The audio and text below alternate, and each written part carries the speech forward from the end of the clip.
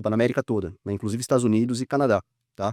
Então eu tinha ali na KPMG a missão de coordenar 300 profissionais na área de customs, né. Então, nós tínhamos o líder global de customs, eu era responsável Américas, tinha um responsável Europa e um responsável pela Ásia, tá.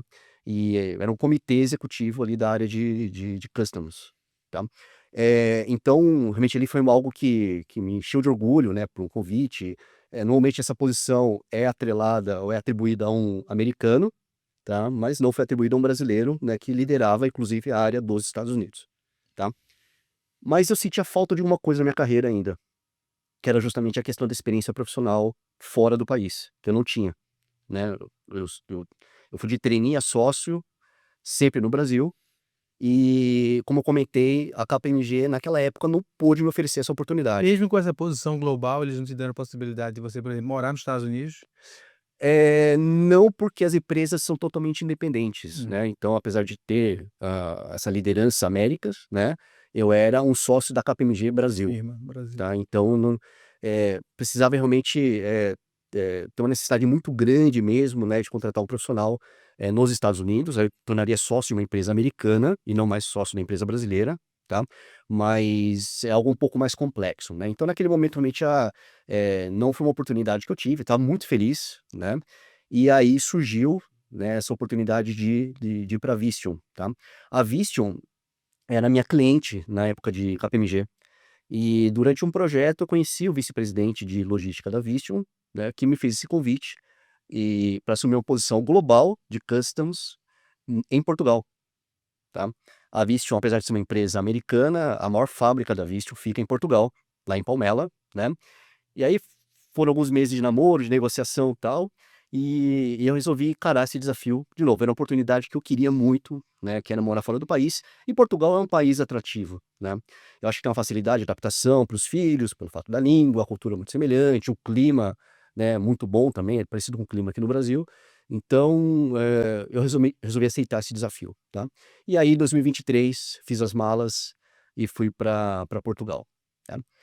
Eh a única coisa que eu combinei com a minha esposa naquela época foi: "Vamos aproveitar ao máximo essa oportunidade", tá. E nós fizemos isso muito bem, tá. Então conhecemos mais de 10 países na Europa, né, e fomos todos, tá. Eu, minha esposa, meus filhos e meu cachorro também, né. Meu cachorro foi pra Espanha 4 vezes, né, então é bem viajado, né. Então realmente foi muito intenso. Fiquei lá 2 anos, né, e foi algo muito muito bacana. E a posição que eu tinha na época era de Head Global de Customs na Vistion. E eu tinha exatamente esse papel de CTO, tá. E essas questões geopolíticas é algo que eu precisava coordenar. A Vistion, para quem não conhece, tá, é a empresa global líder na fabricação de painéis de veículos, painéis, clusters, etcétera, tá. Então, por exemplo, os painéis da Volkswagen, BMW, várias, montadoras são fornecidos pela Vistion, tá, e a maior fábrica deles fica justamente lá em Portugal, onde eu trabalhei. Então era uma missão muito grande, né, porque eu tinha que controlar o mercado na Índia, na China, México, né, aquela complexidade ali da fronteira México-Estados Unidos, que tinha que ficar de olho. No Brasil, com fábrica em Manaus também, super complexo. Então eu fazia essa coordenação global ali da área de customs, e foi uma experiência muito bacana, né. Até que eu estava em um evento e eu conheci, né, o pessoal da Joom Pro, tá, que estava procurando realmente alguém para coordenar a logística da empresa, aqui no Brasil e na América Latina, tá.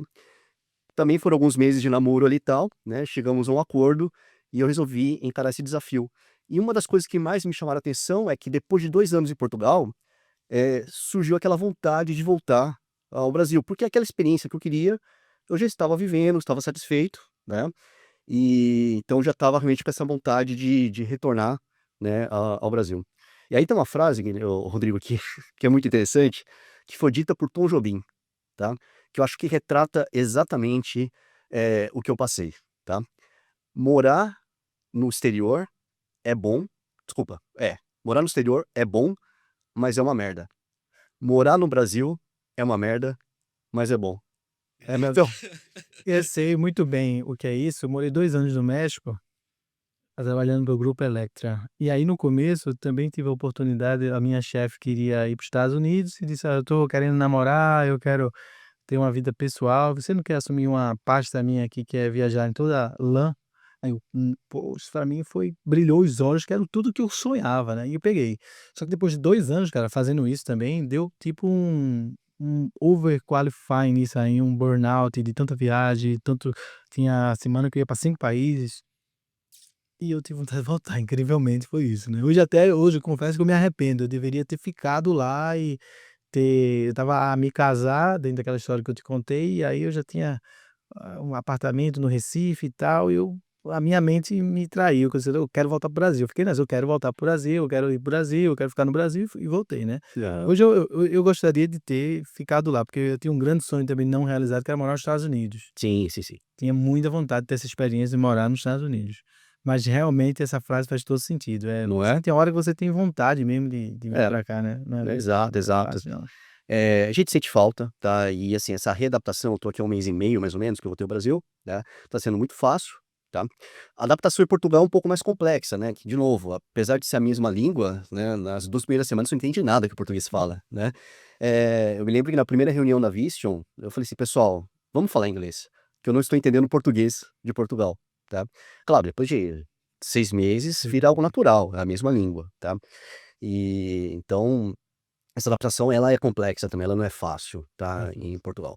Mas voltar ao Brasil, assim, super tranquilo, né.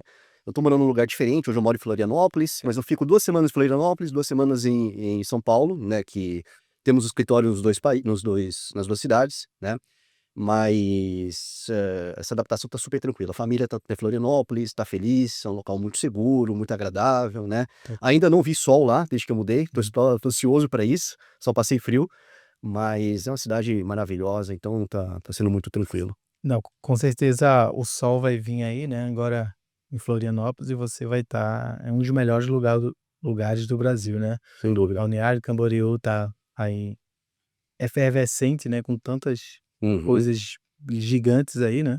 E com certeza, cara, você vai ser muito feliz lá em Floripa, né, em Exato, Floripa. exato. E como foi a adaptação, assim, para quem tem filho que tá nos assistindo, Uhum. como foi a adaptação dos teus filhos na Europa? Tá. Eu vou ser muito sincero, tá, os 6 primeiros meses foram muito difíceis, né, não só pra eles como pra mim também, né. Uhum. É complicado porque, assim, puxa, comida, tá, apesar de ter muitos restaurantes brasileiros em Portugal, etcétera, quando você vai cozinhar, né, por exemplo, o arroz é diferente, né, o tempero é diferente, então você sente falta, né, do que você tinha no Brasil, e até você se adaptar com esse novo, né, ou você aprender a usar o novo, tá, isso leva um certo tempo, tá. Mas foi realmente algo que durou 6 meses, depois de 6 meses a gente estava totalmente se sentindo em casa já, tanto é que meus filhos não queriam voltar para o Brasil, de forma alguma, né. A minha esposa também teve uma dificuldade muito grande de adaptação, tal, mas também depois que estava tudo certo para voltar ao Brasil, também já bateu aquela dúvida: "Poxa, será que a gente tá fazendo certo de voltar ao Brasil?", né. Pra gente que tá no dia a dia ali, na correria, né, trabalhar em Portugal, trabalhar no Brasil não faz muita diferença, né, mas, para as crianças, para minha esposa, realmente essa questão de adaptação é muito complexa. Então, resumindo, né, os 6 primeiros meses são difíceis, depois você começa a aceitar a nova realidade e depois você começa a curtir, tá. Mas o mais importante é isso, é você realmente aproveitar ao máximo, né, o que há de bom, né. Então, Portugal, você pega um avião, em 3 horas, você tá em qualquer país ali da Europa, tá. Este ano a gente teve uma oportunidade fantástica, eu e meu filho. Eu nunca tinha viajado sozinho com meu filho de 8 anos, mas nós fomos assistir o Grande Prêmio de Fórmula 1 de Mônaco, tá. Então, assim, são as facilidades de você morar, né, na Europa, tal. O fato de ter a mesma língua facilitou muito, então, assim, escola, eles se adaptaram muito bem, né. E é engraçado que meu filho entrou na metade do ano lá, por conta do calendário português, que o ano letivo começa em setembro e termina em junho. Então ele entrou na metade do ano, ele conseguiu aprovar para o ano seguinte, minha filha da mesma forma, né, então eles conseguiram adiantar 6 meses, e aí quando a gente voltou ao Brasil eles adiantaram mais 6 meses, então eles pularam um ano de escola, tá. Então, eles pra criança acho que é o mais fácil realmente, essa adaptação, né. O pessoal comenta muito também, Rodrigo, da questão de preconceito, do povo português com o brasileiro, tá. Eu não passei por qualquer situação de preconceito, nem eu, nem minha esposa, nem meus filhos, mas eu sei que existe, tá. Então, são os portugueses mais tradicionais, que às vezes não aceitam realmente, né, essa invasão de brasileiros que temos lá em Portugal. Hoje tem mais de 1 milhão de brasileiros em Portugal, tá. E nitidamente a gente percebe isso, né. Um país que tem 10 milhões de habitantes, pelo menos 1 milhão é brasileiro, 10% é brasileiro, no mínimo, né. É. Então, talvez os portugueses mais tradicionais aceitam, mas isso aqui são exceções. No geral, né, realmente, é um povo muito legal que abraça realmente o brasileiro, que é de Moçambique, Cabo Verde, de todos os países, né, e não vejo realmente essa questão de preconceito tão forte assim. E falando um pouco para quem está nos escutando de Europa, você agora virou um local na Europa, né. O que é que você achou de mais fantástico na Europa, de tantas coisas que tem fantástica lá, e o que é que você também achou, dificultoso, assim, você não gostou da Europa? Se tem alguma coisa que você não gostou, mas deve ter, você local, Sim, sozinho lá, o que é que você acha? sim. Esse panorama aí. É muito diferente você ir como turista, Sim. né, de você morar em Portugal, tá. Sem dúvida, pontos positivos, né, segurança. Então, lá você anda com o celular, você anda com o telemóvel, né, na na rua tranquilamente, né. Talvez alguns lugares de Lisboa ali você tem que tomar um certo cuidado, mas, são poucos locais que você tem risco ali de ser assaltado, etcétera. Mas no geral é um país muito seguro, muito tranquilo, né. Raramente você vai ouvir de um assassinato, né, ou de um assalto à mão armada.